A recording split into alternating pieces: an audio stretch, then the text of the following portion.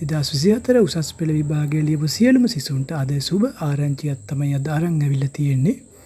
ඔවුන් ගොඩක් බලාපොරොත්තුවෙන් හිටපු උසස් පෙළ ප්‍රතිඵල නිකුත් වන දිනය පිළිබඳව විශේෂ නිවේදනයක් විභාග දෙපාර්තමේන්තුවෙන් නිකුත් කළා තිබෙනවා. 2024 උසස් පෙළ විභාගයේ ප්‍රතිඵල අද රාත්‍රියේදී නිකුත් කිරීමට කටයුතු කරන බව විභාග දෙපාර්තමේන්තුව පවසලා තිබෙනවා. ඒ අනුව www.donitslk වෙබ් අඩවිය වෙත පිවිසීමෙන් ඔබට ප්‍රතිඵල පරීක්ෂා කරගත හැකිය.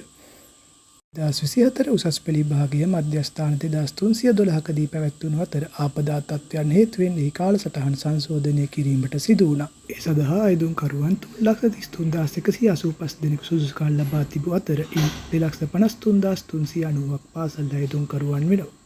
විභාගය සඳහා පෙනී සිටි පෞද්ගලික අයදුම්කරුවන් සංඛ්‍යාව 79,795 දෙනෙක්. උසස් පෙළ ප්‍රතිඵල අද නිකුත් වෙනවා. ඔයාලා සියලු දෙනාටම හොඳ ප්‍රතිඵලයක් ලැබෙන්න කියලා ප්‍රාර්ථනා කරනවා.